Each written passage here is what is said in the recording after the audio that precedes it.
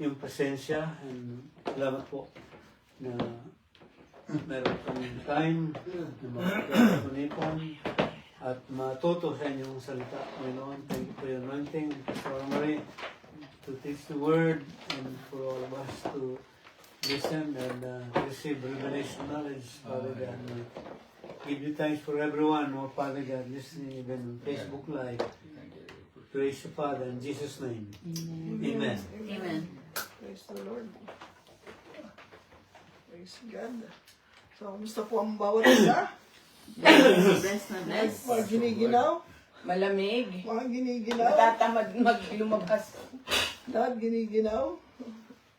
Nakalight yung mga 40 ata. Nakalight? Oo, nakalight para mas maliwanag yung ano. 42. Walang po na. Amen. So, nakahanda na po ba tayo sa ating Amen. Bible study ngayong gabi Yes. nito? Ay, hindi pala naka-open yun. Sa baba. Pinipindot lang. Yan na. Yan. Liwanag. Mayaman na. Ganda. Baka paano wala pa eh. So, let's begin our Bible study tonight sa pagsagot dito sa fill in the blanks. The ability to be black is naturally disappearing with economic and overall human rights. So, ito ay nabasa kong isang article. Sabi niya, yung abilidad daw ng tao na ay natural na nawawala na habang nag-rise, tumataas ang ekonomiya at lahat ng mga bagay may kinalaman sa tao. Andiyan na nga ang AI, lahat na. Ano kaya yun? The ability to be black. Ano sa tingin nyo? Ano yung nawawala na habang nag-i-improve ang economy? Spirituality. To be spiritual, okay. Ano pa? Sa tingin ninyo? Ano nakikita niyo sa mga tao ngayon? The ability to be black. Human. Ha? Human. Human? Hindi na nagiging makatao? O... So, ang sagot po dyan ay actually grateful. No? The ability to be grateful. Nawawala na yon sa mga tao ngayon. Thankful. Oh, grateful and thankful. Nawawala na yun sa mga tao. Bakit kaya? Ano? Kaya ang pag-aaralan natin ngayon ay tungkol sa gratitude dahil unang-una sa lahat, nalalapit na ang ano isa-celebrate nga natin? Thanksgiving. So, maganda, maunawaan natin na what gratitude is about. So, the truth about gratitude. Kasi sabi natin gratitude, ano ba pumapasok sa isip natin? Thankful. Thankfulness, no? Tayo ay nagpapasalamat. Pag ginugol natin, anong kaibahan ng thankfulness at saka gratitude? Makikita natin, thankfulness is more, ano ba, yung more, hindi, yung more present, no? Pero yung gratitude is more lifestyle and attitude, no? So, mas malalim ang gratitude kaysa dun sa pagiging thankful lang. Kasi yung thankful, it can be immediate, it can be, you know, anong tawag doon? Spur of the moment. Spur of the moment, yung ngayon, may ginawa sa'yo maganda, okay? Pero, ang gratitude is mas malalim kaysa sa pagiging thankful lang. So, pag-aaralan natin. Automatic ang ano kasi. Yeah. So, Thankfulness. sa Biblia, sa Hebrew,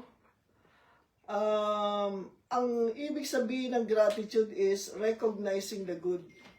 Pag sinabi natin gratitude, ibig sabihin noon, nire-recognize mo yung maganda. Hakarat, ano ba yun? Toba? Parang gano'n, ano? O toda. Basta, yan ang Hebrew understanding. I have to say, gratitude is attitude. Yun nga, mas malalim ang gratitude kasi it has to do with our attitude. So, pero ang literal na kahulugan ng gratitude ay recognize the good. Gusto kong nakikita natin ang mabuti sa araw-araw ng buhay natin, nakikita natin yung mabuti sa kapwa natin, nakikita natin yung mabuti sa Panginoon, ay ibig sabihin yan, gratitude yan. No? So, Pero bakit kung madali lang ang gratitude, bakit hindi nabasa natin, di ba, yung the ability to be grateful, nagdi-diminish eh. So, ibig sabihin, maraming tao hindi nila nakikita yung yung mabuti. Di ba? So, kung maunawa natin ngayong gabi, kasi may enemies ang gratitude, may kaaway ang gratitude, bakit hindi natin makita ang maganda sa buhay? No, bakit hindi tayo nagiging grateful? Handa na ba kayo dito sa enemies of gratitude? Yes. Number 1 is familiarity. Familiarity.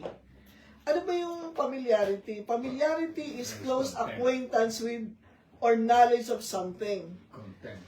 Yung pag sinabi mong familiar ka na sa isang bagay, alam mo na yun. Close nga close acquaintance with or knowledge of something. So, bakit nagiging kalaban ng gratitude ang familiarity? Bakit sa tingin ninyo? Halimbawa, sa pamilya, pagka nandun yung familiarity sa mag-asawa, pagka yung imbis na maging intimate, nagiging familiar lang. No? Kasi sa Tagalog, familiarity, yung pagiging familiar. Salamat. No? Sabi dito sa Matthew 13:53, and when Jesus had finished these parables, he went away from there. And coming to his hometown, sa sarili niyang bayan, he taught them in their synagogue. So that they were astonished and said, where did this man get this wisdom and these mighty works? O saan galing ito? Itong mga wisdom na to at itong mga ginagawa ng Panginoong Jesus. Is not this the carpenter's son? Is not his mother called Mary? Are not his brothers James and Joseph and Simon and Judas? Maraming kapatid si Jesus. No? James, Joseph, Simon, and Judas. So, anong attitude ng mga tao? Sino ba tong tao? Sino ba to? Di ba anak ito ni Mary? Anak ito ng karpintero? Ito mga kapatid niya? Are not all his sisters with us? When did these things man get all these things? So, anong sinasabi ng mga tao? Familiar sila kay Jesus. Kilala nila carpenter's son, anak ni Mary, itong mga kapatid niya, itong mga brothers niya, itong mga sisters niya. So, familiar sila. Kakilala nila. No? Nagkakaintindihan tayo doon. And they took offense at him. Imbis na matuwa sila, na-offend pa sila. But Jesus said to them, a prophet is not without honor, except in his own hometown and his own household. So, ang propeta laging may karangalan, maliban saan? Sa bayan niya at sa bahay niya. Bakit? Kasi pamilyar yung tao. Bawa, ang mga anak mo, pamilyar sa'yo, di ba? Sa mga kapitbahay mo, kilala ka. Ayaw makinig sa iyo. Naalala ko nung nandun ako sa neighborhood namin nun sa Pilipinas, nagpipreach ako sa daan.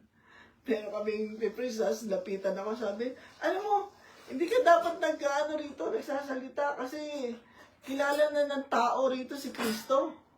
Dapat doon ka pumunta sa mga sa mga tribo, sa mga kung saan, doon ka pumunta para doon ka mangaral. Kasi mga tao dito kilala na si Kristo. Familiarity. Familiar na tayo kay Kristo. Kaya enemy of gratitude, whenever familiar tayo sa isang bagay, hindi na natin nakikita yung doon. Deeper value. Hindi na natin nakikita yung yung kagandahan, yung importansya, lahat.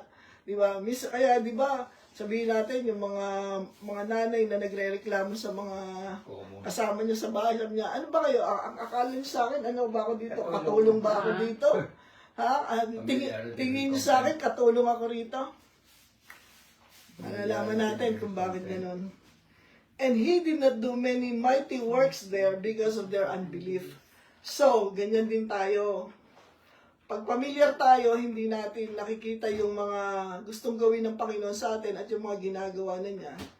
At alam niyo po, pagka nandun yung familiarity, wala ka masyadong nakikita mga miracles, mga answered prayers. Kasi hindi natin na ibibigay sa Diyos yung para sa Kanya. Kasi familiar tayo Di ba? Sabi ko nga, ang gusto ng Panginoon, intimacy, hindi familiarity. Bakit kaya? So, ang pamilyar, pag sinabi natin familiar, ang pinag-ugatan niyan ay Latin. Familiaris. Ang ibig sabihin ng familiaris? Household servant. Kaya nga sabi ko, yung mga nanay, mga ano ba ako, ano ba tingin nyo sa akin, katulong na lang ako rito. Kasi, baliwala, nawabaliwala. At ganun din tayo pagka yung pamilya lang tayo sa Panginoon, andyan lang ang Diyos. Ganito, ganyan, no? Kilala ko naman ng Panginoon. Kaya, ano nga yung gratitude? Recognizing the good. Yan, di natin masyadong nauunawaan yung pagiging mabuti ng Diyos. At saka pansinin nyo to, pag ikaw, pero sometimes, matagal bago natin natututunan. Pagka ikaw madali kang lapitan ng tao, madali kang hingan, anytime na merong kailangan, tatawagan ka, tapos ikaw naman lagi kang available. Ano sa tingin mo? Mas later on, alam mo, mas hindi ka nila ma-appreciate, hindi sila magiging grateful sa iyo. Kasi parang naging na lang sila yung naging may salita sa Tagalog na ang sabi bantad. Ibig sabihin sanay na sila na okay lang. Yun ang ibig sabihin ng pamilyar. Si tita, o si tito, si ganito, o si pastor, ganito. Kaya hindi, pero pasinin mo yung mga tao na parang pakipot at hard to get. Parang ang hirap nilang makuhanan ng pamor. Mas naaalala ng tao. Hindi nyo na po na yun. Pero yung lagi mong natatakbuhan every time na may kailangan ka, in the long run, ano nangyayari? Nababaliwala ka. Hindi na nila na-appreciate yung ginagawa mo kasi, ano lang naman kasi ano niya yan natural na sa kanya yan At talagang gusto naman niyang tumulong wala kang magagawa. Kaya hindi sila nagkakaroon ng pagpasalamat and appreciation. So naintindihan niyo na ako. Kaya ang familiarity, God doesn't want us to become familiar with Him. Ang gusto ng Panginoon to be intimate with Him, no? Kasi yung pamilyar, ano nga yun? Is a household servant. Parang, sanay na ako sa tao na ganyan, no? Kahit anong oras ng gabi, pwede mong mahinga ng tulong, kahit anong, pwede mong bulabugin, parating available. Ano yung familiarity brings content? Ito po nga yung sinabi ko, familiarity breeds. Ang ibig sabihin mo ng breeds, yung parang namumunga, no? Parang yung nag-breed ka ng mga aso, nag-breed ka ng mga halaman, namumunga. Ano ang ibinubunga ng familiarity? Contempt. Imbis na ma-appreciate ka nila, they look down on you. Parang, hindi naman, kasi ang pinapakita mo doon, walang importansya sa iyo ang oras, walang importansya sa iyo ang pera, kasi every time nahingan ka, bigay ka lang ng bigay. So, parang natural na lang sa kanila yun na, anyway, nandiyan ka lang. Kaya pagka hindi ka nila na-appreciate, wala sila nung, ano ba sa English ang utang na loob? Debt of gratitude. Debt of gratitude. Kaya nawawala yung debt of gratitude, yung utang na loob. Kasi, yan naman talaga trabaho mo di ba? Yan naman talaga trabaho mo Sa mga nanay, yan naman talaga trabaho mo, maglinis ng bahay, magluto, magano. So, hindi ka na appreciate, hindi sila nagiging grateful, no? So, yun ang unang kaaway ng gratitude, familiarity. So, and we're talking about lahat ng aspeto ng buhay natin to. Ang pangalawang kaaway ng gratitude is suspicion. Ano ba suspicion? Sabi niya ang mga babae may gift of suspicion. Hindi gift of intuition, suspicion. Pag sinabi natin suspicion, cautious, distrust. May distrust ka pero cautious nga lang. Ibig sabihin, hindi ka nagtitiwala, pero ayaw mong openly na sabihin na hindi ako nagtitiwala sa'yo. Kaya yung suspecha mo, nandun lang sa kalooban mo. Failure to trust another or a tendency to be suspicious of others' abilities or intentions. No? Halimbawa, meron kayong ginawa sa aking maganda, pero may suspecha ako, siguro kaya lang to ginagawa kasi meron itong ibang intensyon. Hindi ako magiging grateful sa iyo kahit anong gawin mo sa akin. Di ba? Kasi may suspecha ka eh. Siguro, there is something, at the back of his mind, bakit niya to ginagawa. Kaya, wala akong gratitude doon. Kasi doon ang suspicion eh, di ba? Yeah. 1 Samuel 18:9, and so Saul was jealous and suspicious of David from that day on. Si David na laging na pagkakatiwalaan ni King Saul, si David na laging nangunguna sa pakikipaglaban sa mga kaaway ng Israel nung araw. Pero nung nakita ni Saul na mas ang mga tao ay nag-appreciate kay David, naging jealous siya and suspicious of David from that day on. After the death of their father, so una, si Saul. Ito naman, nung namatay na yung tatay nila, Joseph's brothers said, "What if Joseph still hates us and plans to pay us back for all the harm we did to him?" Kasi, di ba, binenta nila si Joseph and everything. So, meron silang suspicion na baka gantihan sila ni Joseph later on. So, they sent a message to Joseph. "Before our father died," sabi nila, "he told us to ask you, please forgive the crime your brothers committed when they wronged you." Sabi niya, ito sabi ng tatay natin, patawarin mo na yung mga nagawang ng mga kapatid mo, sabi ganyan, nung nagkamali sa'yo.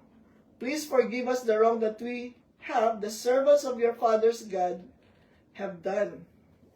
Joseph cried when he received this message. So, ibig sabihin, lahat ng ginagawa ni Joseph sa kanila, di ba? Pinakain sila, binigyan sila ng hindi nila yung masyadong na-appreciate. Bakit? Kasi may suspicion sa kalooban nila na baka ngayon, pag namatay ang tatay natin, at ngayong namatay na siya, paghihigantihan niya tayo. So, may suspicion siya. So, ano nga yung, bakit nga, ang pinag-usapan natin, enemies of gratitude. Hindi tayo nagiging grateful sa mga gumagawa sa atin ng maganda kapag meron tayong suspecha na hindi maganda. Ang suspicion naman laging hindi maganda. No? Ayun ang suspecha, hindi laging maganda. So, kaaway yan ng pagiging grateful. Bakit kaya ako binibigyan nito? Siguro meron tong hihinging kapalit. Kung may hihinging ka kapalit, ba't ako magiging grateful sa'yo? Meron kang hinaantay na kapalit sa akin. Nagkakaintindihan ba tayo dito? So, at ang pangatlong kaaway ay yung tinatawag na entitlement. Lagi natin itong naririnig ngayon, entitlement. No? Sabi natin, ang mga tao ngayon, ang mga bata ngayon, lagi na lang entitlement, no? Sa gobyerno, entitlement. Ano ba ang entitlement? Entitlement, ang ibig sabihin, the fact of having a right to something. Kaya, entitled. Ang inisip mo, meron akong karapatan dyan. No? Meron akong karapatan. No? Ang ibig sabihin pa niyan, the belief that one is inherently deserving of privileges or special treatment. Yung feeling mo na dapat lang na gawin mo sa akin yan dahil I deserve it, no? Mga ganon. So, minsan, lalo na ngayon, we are raised, sabi na maraming nag-oobserba sa mga tao ngayon ay yun daw mga bata ngayon ay masyadong malakas yung kanilang sense of entitlement. Dapat pagka naging pumasok na sa eskwelahan, kahit grade 3, grade 4 pa lang, dapat meron na silang cellphone. Dapat meron na sila. At kung bigyan mo naman sila ng cellphone, katulad ng napapanood natin minsan sa Facebook o sa YouTube, binigyan siya ng ganitong brand ng cellphone, itinapon. Kasi ang gusto niya, iPhone. Ayaw nila ng ganon. So, merong parang, I have a right to that. Yung mga anak, obligasyon mo na mag-provide sa akin. Obligasyon mo. Dapat bigyan mo ako ng special treatment kasi anak mo ako eh. So, o kaya kasi ganito ganyan. di ba ako nag-ano sa'yo, na ganito, o may entitlement, no? As parents. No, parang, I deserve it. Ibigay mo sa akin yan dahil karapatan ko yan. Ayan, no? Having a right to something, no? Dapat lang, no? Pagka gano'n, may entitlement, hindi sila nagiging grateful. Kaya maraming mga, ano yung una kong binasa sa inyo, the ability to be grateful is naturally decreasing or diminishing.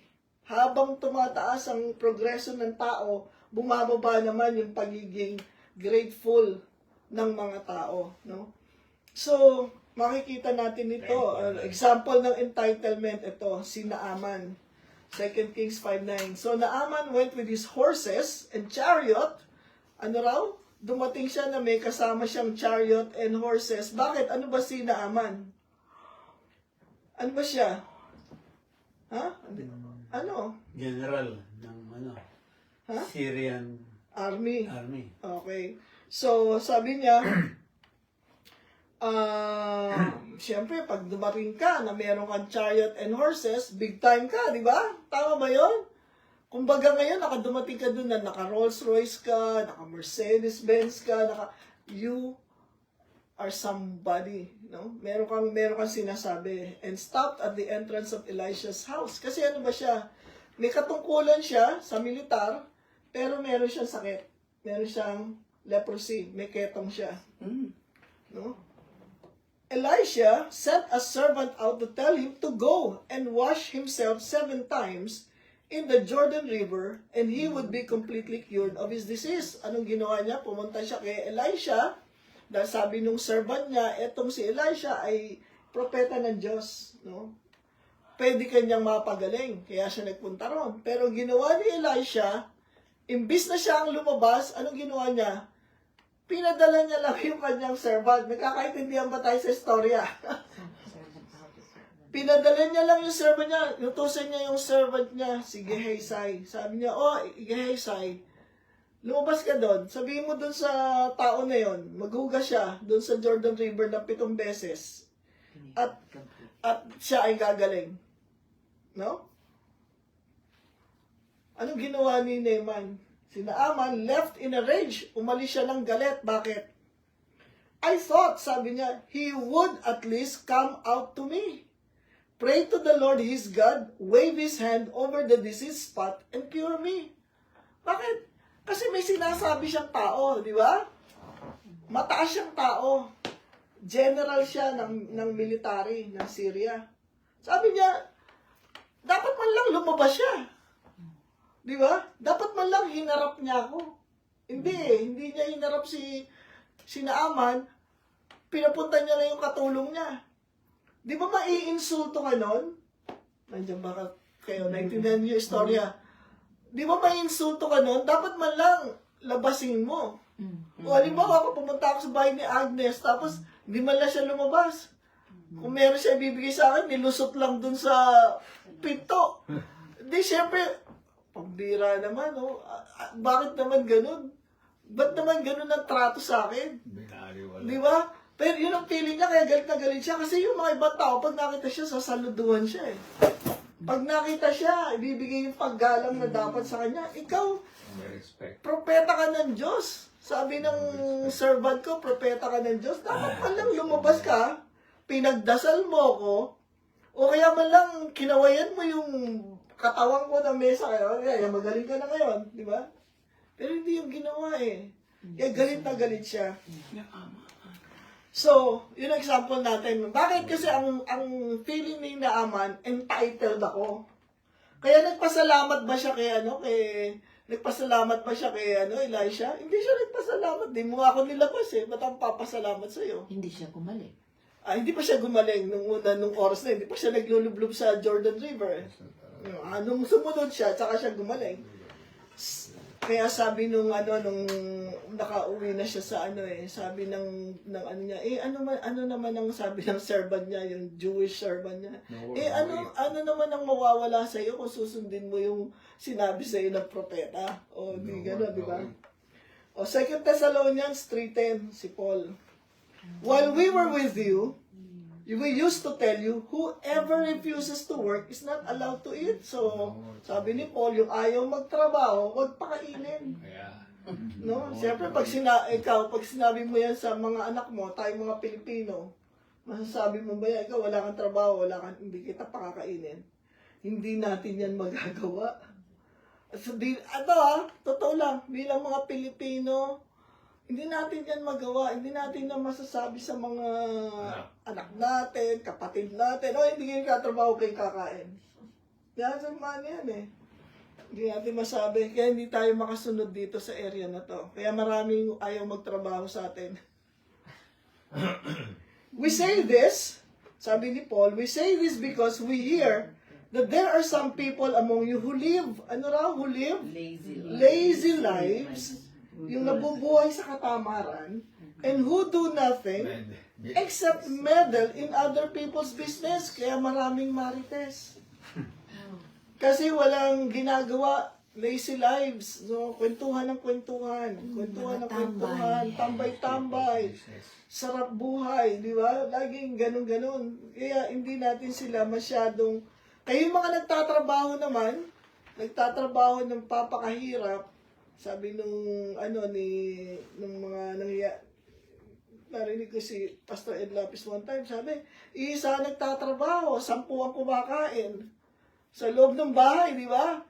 Nangyayari yun. Isa lang ang nagtatrabaho, pero kahit ng kayod, pero isa lang yung Eh sabi nila yung mga OFW, kahit mabuhay ng 3 beses at mag-OFW, hindi pa rin matutugunan lahat ng mga pangangailangan ng mga kapamilya nila. Pero sinasabi nila toxic Filipino ways, yung mga tradisyon na natin. So sabi ganyan, kasi entitled lang sila eh.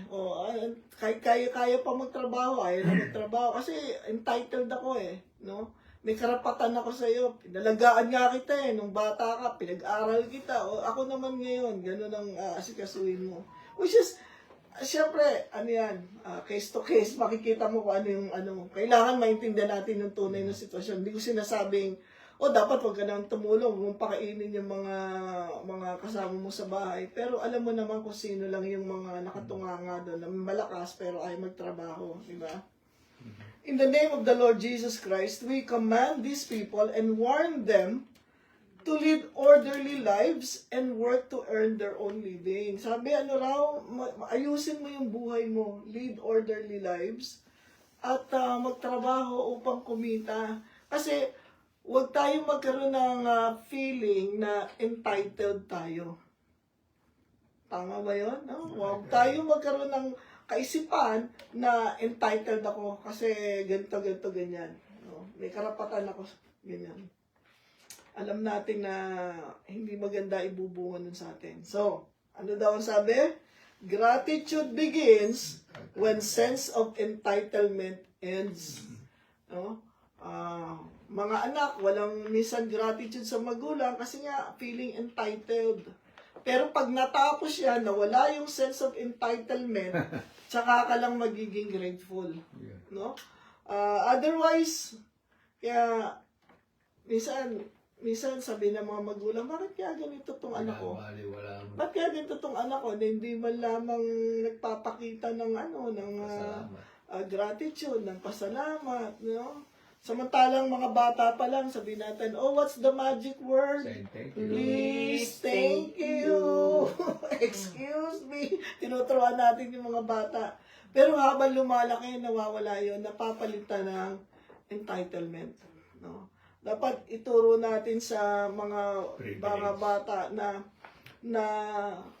walang dapat entitlement, turuan natin silang maging responsible. No? So, diyan ba natatapos? Kung ang pinag-usapan lang natin enemies of gratitude, magiging grateful na ba tayo? Ano yung 3 kalaban ng gratitude? Number 1, familiarity. Number 2, suspicion. And number 3, entitlement. No? Pag nalaman mo ba yan, magiging grateful na tayo? Parang hindi pa rin siguro. Kasi, kailangan naman natin makita ngayon, inuna ko yung enemies. Pero ano ba talaga ang gratitude? Para maging grateful ako, ano ba talaga? May 3 elemento. Pag sinabi nating elemento, parte, essential part. Yan ang ibig sabihin ng element. Essential part. Pag wala ito, walang gratitude. May enemies ang gratitude, pero hindi pa rin natin naintindihan kung ano talaga ang gratitude. Sabi lang natin, sabi sa Bible, ang literal meaning ng gratitude ay recognize the good. Tignan mo yung mabuti, no?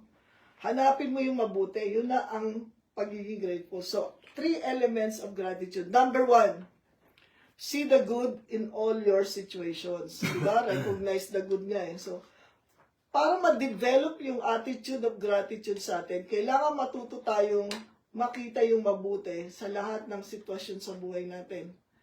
Halimbawa, sabi nung isa, huwag kang magalit kung maraming mga kalat sa bahay mo. Di ba, isang magagalit ka, nakakakonsumi naman, ang daming totoo naman yan eh. Pero kasi, alam mo na yung mga kasama mo sa bahay, mga buhay. Kasi, di ba, yung mga gamit na hindi namatay kang kamag-anak, wala na yung nila, yung mga gamit nila, pamigay mo na, itago mo na, or what, di ba? Wala na doon. So, wala na magkakalat doon, pero wala naman yung tao doon. Kaya sabi nila, see the good. No? Yung ba yung all things work according to God? Ayun nga ho yun, no? So, yun nga yung kasunod nun, ang Romans 8:28, and we know that God works all things together, works all things together for the good of those who love Him and who are called according to His purpose. Yung parang, meron na yung, pag nabawa, nagre-reklamo ka, ang liit-liit naman ng bahay ko. At least meron kang bahay, maraming tao homeless, di ba? So, pag nakita mo yung mabuti sa sitwasyon mo, elemento ng gratitude yan. Ibig sabihin, pag wala niyan, walang gratitude. No? Essential part. Yung, pag sinabing element, essential part. Na ang gratitude is attitude, di ba? Nadidevelop lang yan pag naturuan natin yung sarili natin na tingnan yung maganda sa bawat sitwasyon. Di ba? Kasi otherwise, of course, ang counterpart ng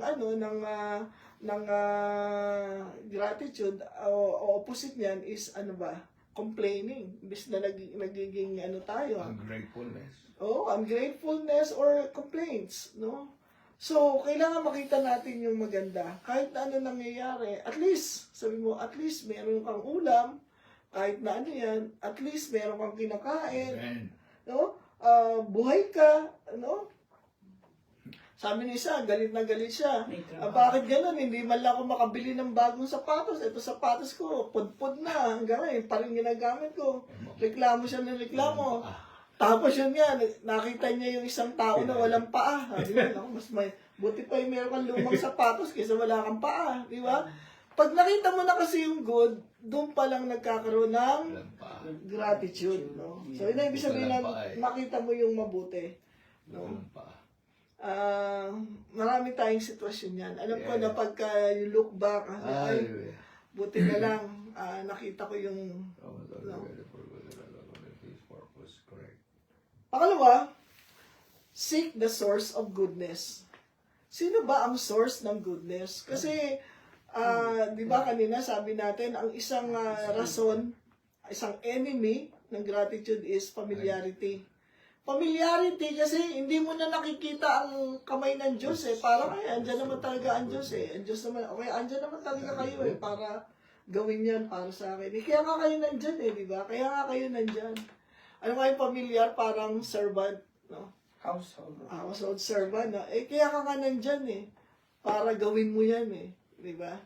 So, seek the source of goodness. Ang sabi ng Psalm 16:2, every good thing I have comes from you, comes from God. So, nagiging grateful tayo sa Diyos kapag alam natin yung source of goodness.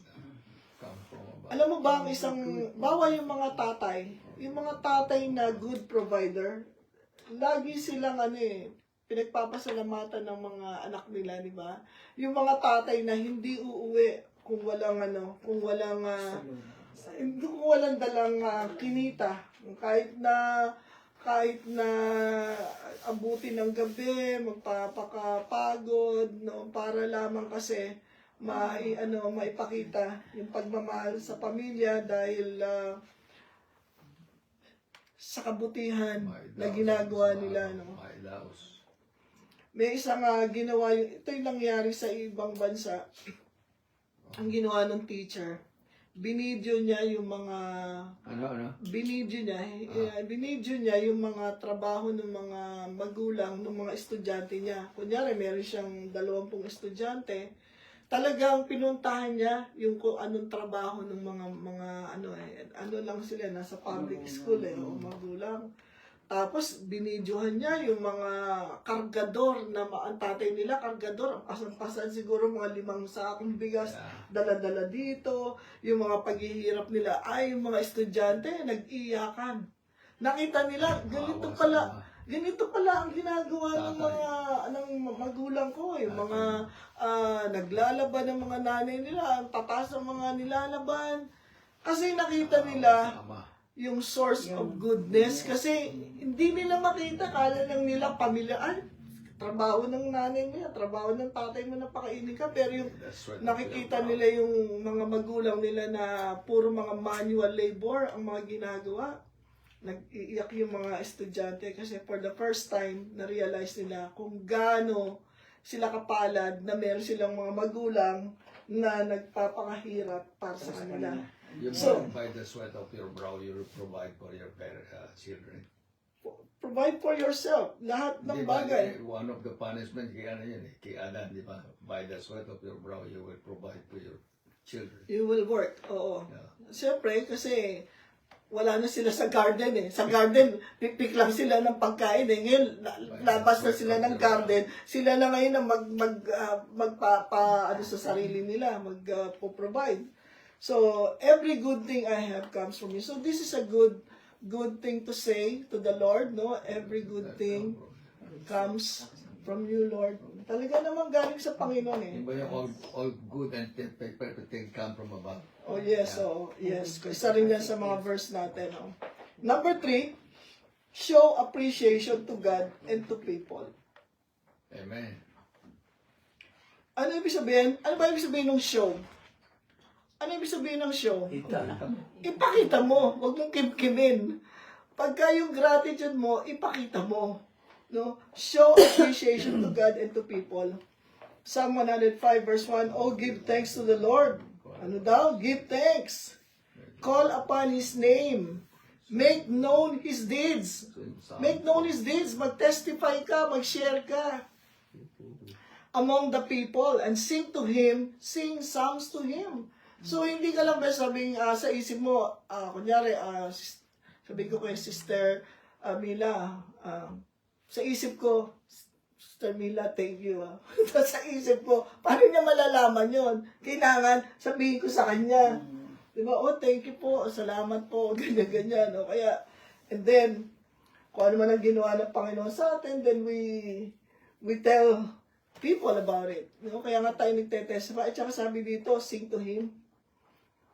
Kaya nga sabi ko, pag nagpe-praise and worship tayo, tapos hindi tayo kumakanta, singing is showing appreciation to God. Singing is showing we appreciate God. Diba? Oh, give thanks unto the Lord, for He is good. Yeah, And His mercy gratitude. endureth forever. Ngayon, ang mga tao, kanta ng kanta pag sa karaoke eh. Pero pagdating sa worship, hindi nakakakanta eh. Minsan nagtataka ako. Nagtataka ako talaga, pero Lalakas ng boses. ang lalakas ng boses sa kanta pagdating sa worship. Tapos, pag may nanonood ng palakpak ng palakpak, palakpak ng palakpak.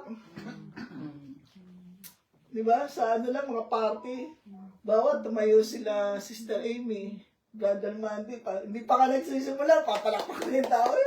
Oo, diba? Ganun. Kasi, na-appreciate nila yung yung number na gagawin ninyo. Ba, may special number. Pag tinawag pa lang, Sister Agnes, kakanta. hindi pa ako kumakanta, nagpapalakpakan na tayo. Pero pagdating sa Panginoon, let's clap unto the Lord. Actually, nung mga sa totoong worship leading, Bata ko, sabi wala nila, naman talagang nag-lead ng worship ng mga lahat worshipers. bakit ako? No? Sabi sa akin nung sa Belmont, more. Yung parang more practice. At least gusto nilang mag-improve kayo, more practice, di ba? So, Akala ko naman, Sinasabi mo. gusto nila yung pala more practice. oo. Kaya, di ba? Kaya sabi nung 10 lepers na pinagaling ng Panginoon, sabi ganun, habang naglakad sila palayo kay Kristo, nakita nila, wala na yung mga leprosy nila. Ilan ang bumalik para magpasalamat? Isa lang. Kaya sabi ng Panginoon, nasan yung siyang na gumaling? Hindi na nagpasalamat. Hindi na nagpasalamat sa Panginoon. Tayo dito, pray ng pray, Lord, bigyan niyo ako ng trabaho, bigyan niyo ako ng trabaho. Nung nagkatrabaho, hindi na nagsisimba. Wala yan. Hindi na makakanta. Hindi na, Lord, bigyan niyo ako ng anak. Pag nagkaanak, wala na magawa. Hindi na makapagsimba. Hindi na nakakalimutan natin yung pero ibig sabihin ng element? Essential part.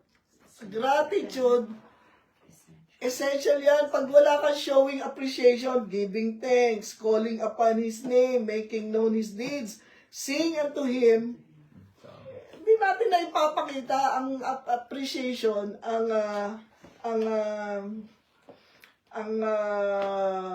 pagpapakita ng gratitude, talagang pinapakita, kaya ayan nga show Wala yan doon. Halimbawa, may binigay ko sa akin sa isip ko, Sister Amy, salamat pero nasa isip ko, paano na mababasa yun, di ba? Hindi mababasa yun. At saka yung isang thank you lang, it's a big impact sa isang tao yun. Oo. Yung kahit, yung nga yung sa magulang pa, yung kahit hindi ka na, yung madalo, yung tawagan ka lang, like, hi, mom, how are you? Ano yun, malaking impact sa magulang yun Natutunan ko sa kay Garrett Chapman, yung 5 lamang doon sa apology. Number 1 is what? Affirmation. Appreciation, affirmation na alam ko sa love languages, number 1 is word of Show your affirmation. tunay na regret. Yung talagang you're really sorry. Hindi yung, sorry. That's not being sorry. Sorry. Yeah, so ibig sabihin Hindi ka yun- man lang umiiyak, hindi ka man lang, you know what I mean? No show. Sorry. Very, very cheap. Yeah. Yeah. Alam nyo, at the same time, hindi rin tayo dapat mahirap na hinga ng sorry. Yeah. Dapat yung gusto mo Talagang muna, sorry ka. gusto mo na mag-iiyak ang tao dyan bago ka mag-sorry. Hindi rin gano'n. Kasi kaya nga ang sa Panginoon, yung paghingi ng tawad sa Panginoon is just talagang wala. Of course, naiiyak tayo, parte ng emosyon natin yan. Pero hindi naman, ibig sabihin na yung iyak ka ng iyak, yun ang talagang nag-sorry, yung iyak ng iyak, no? Pero ano naman iba kasi, sorry, parang binaliwala lang. Yeah, iba naman yun. Ang laki ng ginawa ko sa'yo, just like that. Yeah. So ito, ang giving text din natin, kailangan din rin galing sa ilong, galing sa puso, di ba? So, sabi natin sa Hebrew, understanding, ang gratitude is recognizing the good. Ganun kasimple. Basta nakikita mo, nire-recognize mo yung good, nandun yung gratitude, no? Ito naman, ang mas pinalawak sa New Testament. Actually, yung word na gratitude, hindi masyadong na-mention sa Old Testament, no? It's not because people are ungrateful, kundi dahil talaga nung mga time nila sa wilderness, talagang dependent lang talaga sila sa Panginoon. It was not a sense of entitlement, it was a sense of dependence. Wala naman talaga sila ibang magagawa. So gratitude is a warm sense of appreciation for a kindness received. No? Meron tayong tinanggap na kabutihan, kagandahang loob, i-appreciate natin yun. Accompanied by a feeling of goodwill toward the benefactor and a desire to repay the favor. So ngayon, lumawak ang kahulugan ng gratitude. Ano raw?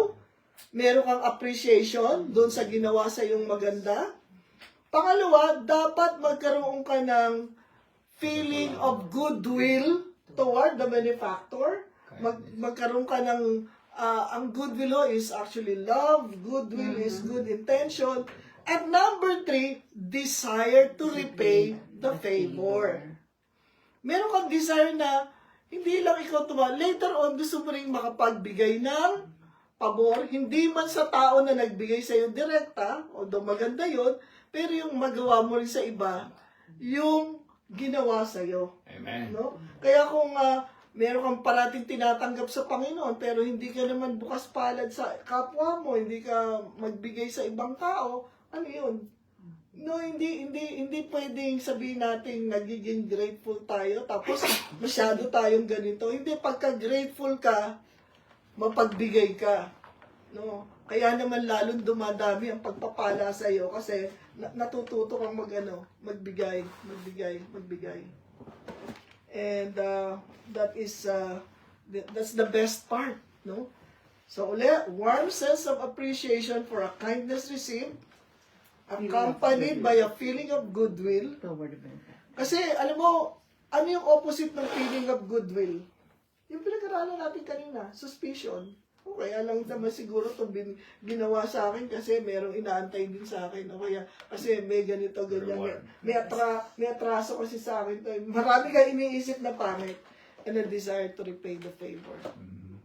No? So, summarize natin lahat. Ayan, pinakita ko na sa inyo para madali nyo makita. Elements of gratitude, ibig sabihin, essential part yan. See the good in all your situations, seek the source of goodness, show appreciation to God and to people. Ano yung enemies of gratitude? Familiarity, suspicion, and entitlement. Ayan, madali yan. Para ngayon, alam na natin talaga kung anong tunay na kahulugan ng gratitude. No? So, and for our last verse sa atin, bago kayo magkaroon ng tanong, Psalm 104, enter His gates with thanksgiving and His courts with praise. Give thanks to Him and bless His name. Amen. For the Lord is good and His loving devotion endures forever. His faithfulness continues to all generations. Wow, ganito ang Panginoon natin. Ay bakit pag yung enter His gates pa lang magsimula pa lang yan pagbukas ng mata natin. Pagbukas na, thank you Lord for this new day. This is the day that you have made. I will rejoice and be glad in it. Salamat po Panginoon, napakabuti ninyo. No, ang inyong pagmamahal ay magpapatuloy hanggang sa dulo, walang hanggan. At ang inyong katapatan magpapatuloy to all generations. At pagka ito ay sinapuso natin, unang-una, magiging mapagpasalamat tayo sa Panginoon at sa ating kapwa. Importante yun. So, meron po ba kayong tanong? Meron po ba kayong gustong sabihin? Dito sa ating kasi magse-celebrate tayo ng Thanksgiving. Taken for granted lang naman natin Thanksgiving o every last Thursday of November, Thanksgiving Day yan Ano na nga tayo, pamilyar na tayo doon. Pamilyar. Kaya pag tinanong mo, kunyari araw ng Thanksgiving, ano yung pinagpapasalamat mo ngayon sa Panginoon? Minsan, wala tayong masabi no? Pero, totoo lang yung breath natin, yung hininga natin, sapat-sapat na dahilan na para magpasalamat tayo. So, gratitude is an attitude. Yes. And so we have to cultivate being thankful is just maybe for the time being, pero yung gratitude is lifestyle, attitude talaga. So naalala ko nga lagi itong naalala, di ba? Sometimes there are many things we take for granted. Kunyari, paghinga ng malalim. Di ba? Hindi natin yun. Diba? Pero sabi ko nga, nung na-COVID ako, pinahinga ako ng malalim. Hindi ka makahinga. Pinahinga ako ng malalim. Gumanon ako, nanginig yung buong katawan ko. Ganun kahirap, no? Talagang, lalo pa ako parang binubulungan ako ng kaaway kasi metros na maraming nakikita sa yung baka iba na naman ang sabihin, nanginginig na naman to, iba na naman ang diagnosis. Pero, tinetake for granted natin yon paghinga ng malalim. Pero may mga sakit sa baga, may mga hindi nila magawa. Salamat, wala, nagagawa mo yan ngayon. Pero hindi natin pinapansin. Pero ngayon, recognize the good. Ang sarap palang huminga ng malalim. Recognize the good. Ang ganda pala nung nakakahinga ka. So nakakapagpasalamat tayo. Practice breathing. Sabi Amen. ni Dr. Ate, pag nag-breath ka daw ng ganun, ang sabi niya yung word na haku, Japanese word yun. Ano? Yung deep breath na tinatawag. Kaya sabi, ano pa? Bakit ako? Kasi nga, pag nag-breath ka, Parang di ba? hinihigop mo yung hangin. Tapos i-release mo ng konti-konti sa mouth. You inhale with your nose and exhale through your mouth. Yun ang deep breath. That deep breathing. Yeah, importante Pero yun. may technique yun. Kasi if you nag-inhale ka ng mabilis, it can rupture the, what is it, yung, kasi bubble, ano yun? Mga air sacs. Hindi, may tawag doon sa lungs eh, yung, Kaya, deep breathing. I forgot that word. Parang balloon yun eh. Pag Ayun nga yung binigla mo, puputok. mga air sacs na. Air sacs. Pag binigla mo, puputok yun. Kaya nga sabi, ang pag-release, Dahan-dahan. pag-release, dahan-dahan. So, Dahan-dahan din ang pag-exhaust. yeah. So, yun ang ibig sabihin lang na there are many things na we take for granted, pero katulad nga ng sinabi natin, when we see the good, magpapasalamat tayo sa Panginoon. Kesa yung familiar ka lang, natural lang naman huminga hanggat hindi ka na makahinga. Diba? Doon pa lang natin na-realize na salamat sa Diyos sa ating hininga. Ano pa? Meron pa ba kayong iba? Meron ako siya. Sige. Last year, bago mag-Mother's, a week, higit di meron akong nakitang flowers. Oo. Sa bahay. Eh, di syempre, si Jared lang naman ang kasama ko. Sabi ko, kaninong flowers yun? Sabi ko gano'n. Sa'yo. Bakit? Sabi ko gano'n. Mm. Para daw sa Mother's Day. Ha? Mother's Day, next week pa Mother's Day. Di ba patay na yan sa Mother's Day? So, siguro na-offend siya, no? Sabi niya ganyan. Ayaw, parang, ayaw mo ba? Sabi gano'n. Sabi ko, Mother's Day is next week. Why are you so early? Sabi ko gano'n. Okay, I'll just give it to, Na-offend siya. Pero may natutunan ako. Tignan mo natin kung lipat kasi. So, yan na niya. Kinuha niya. Binigay niya. Ewan ko kanina niya binigay. Tapos nung Mother's Day, binigyan ka niya. Oo. Binigyan ka pa rin niya. At least binigyan ka pa rin niya. Ito natutunan ko. Without food, you will die in what? In months or weeks. Without water, maybe in weeks lang. Without air, In minutes. in minutes. But without hope, in seconds. In seconds. Did you see the difference between without hope, bigti ka kamukha ni Robin. Bakit? See? In seconds. Wala na siyang nakitang pag-asa. Anyway. Ako naman, yung experience na, kaya ako, pagka every time na merong inaalok sa akin si Zion, nyari gabi na, meron pang gustong kumain, ayaw tanggihan eh. Dahil gusto kong pakita sa kanila, I appreciate the time, I appreciate the gesture, I appreciate our bonding. Dahil sabi na ko, may time kaming, kasi pagka pagkakain kami, okay lang, you know, I mean, gaano kadalas mong bang habang kasama mo yung taong bahala, ganyan. Pero pag ako minsan, magsasalita lang ng, halimbawa, nagsalita ng sinasabi na, can you send me ganito, ganyan? At ang sagot ko, who is this? Kasi alam mo kung bakit, hindi nga sinabi yung ma'am, kanya doon, kaya who is this? Kasi pinapakita ko kasi sa kanya na, you know, and then pagka yung sabi ko, Ulitin niya ulit. Ulitin niya ulit, susulat niya, ma'am, ganito, kaya, tapos pagka yung, may hinihinging pabor, tapos, syempre, nagmamadali, nag-text na, Bisa sasagot ako, what's the magic word pag hindi nilagay yung please? Sabi ko, you know, sometimes, Part of teaching sa yeah, mga maganda yun. kahit na kahit na, Kahit may edad na. Oo, kasi kung Kasi minsan nga, nakakalimot. Yun yung oh, at yun nga familiarity yung na nagiging yun. familiarity, entitlement, and everything. So, you just have to let them know na, Remind them. na mga reminders ba, na, kasi otherwise, mga bata, they will just ignore you. Yun nga yung sitwasyon ko, bakit hindi ba ako thankful noon? Hindi, yun ang initial reaction mo eh. Aga naman. Kaya, sabi ko, I'm just, Honest, yun oh. ang honest ang ano, di pa tayo na Naku, yan. naku, happy ako noon. Pag Eh. binigyan agad ako, advance na advance siya. O di, ibig sabihin, you're the first, priority niya.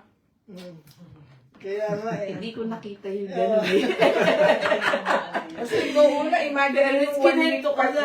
1 week before the Mother's Day, meron ka na agad na ganun. Ibig sabihin niya, inalala ka niya na agad. Hindi sana. O bakit mo nakalimot sa pecha? Minsan ganun din ang tao, di Sabi ba? ko eh, bakit? Para daw sa Mother's Day. Mother's Day. Next week pa yun eh. Tapos kinento ko kay Abigail. Sabi niya ganyan. Sabi niya, Mom, sabi niya. Na-school ka Sabi tuloy. niya ganyan eh. You're so mean. Not only the Ay, hindi pala, hindi niya na pala, hindi na pala niya ako. Not only the Masaya yung bata. puso niya. Hindi, sana sinabi na lang, nothing. Ano, I just want to give it O to kaya you. advance. Just wanna, sana, Kaya, I just wanna give this to you. So, ay, hindi na pala nung Mother's Day na, you won't get hindi daw niya ako bigyan ng flowers. Kaya si Abigail na lang bumili. Pero inaligay na lang niya yung pangalan niya. No? Pero binigyan niya akong chocolate. Bumawi naman. Hindi rin siya awalo. Bumawi. Hindi naman naging sense. Masarap yung anak na yung maalalahanin. Oo. Kasi parang yung kahit small thing lang na ano, ang sarap ng pakiramdam na may ganun kang ano. Kasi kasi alam mo yan, ituturo mo talaga yan sa mga bata, yung sense of gratitude. Kasi yung mga bata, they just feel na natural lang yan na gawin mo para sa kanila. So, pag di ka nagtuturo sa kanila, hindi You know nila the yan difference when a woman says, I will call you, and what is different between a man says, I will call you. Ano, Ang woman, when he says, I will call you, the moment he arrives home, she will call you. okay. But when a man says, Later. I will call you, Naku, matagal. Later yun. Mamaya na he yun. will call you before he died. Sobra naman yun. Yun, nasa jaro yun eh. Kaya, so, meron pa po ba bago tayo manalangin, no? At habang, so every day is Thanksgiving Day. Amen. Lalo na sa mga anak ng Praise Panginoon. the Lord.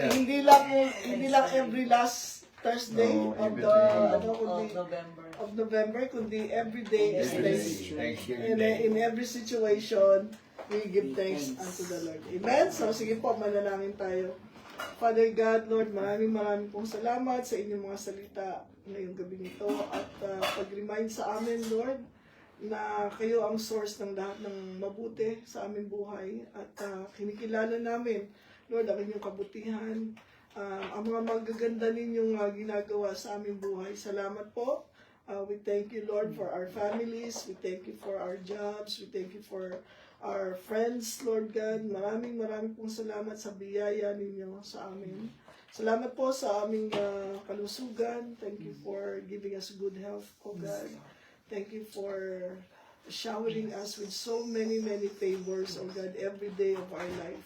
At ngayong gabi ito, Panginoon, patawarin po kami doon sa mga pagkakataon na hindi namin kayo na pasalamatan ng tama, hindi namin kayo napapurihan, hindi namin naibigay sa inyo ang pagsamba na karapat-dapat para sa inyo. Lord, turuan niyo kami sa pamagitan ng Banal na Espiritu na mabuhay na may pasasalamat sa aming puso sa araw-araw. Ito po ang aming dalangin ng may pasalamat sa aming mga puso para sa inyo, O Diyos. Sa pangalan ni Jesus. Amen. Amen and amen. Thank you, Lord. We are grateful. Ano nga si Naaman? Naaman o, yun yung Syrian general. Syrian general. Oh,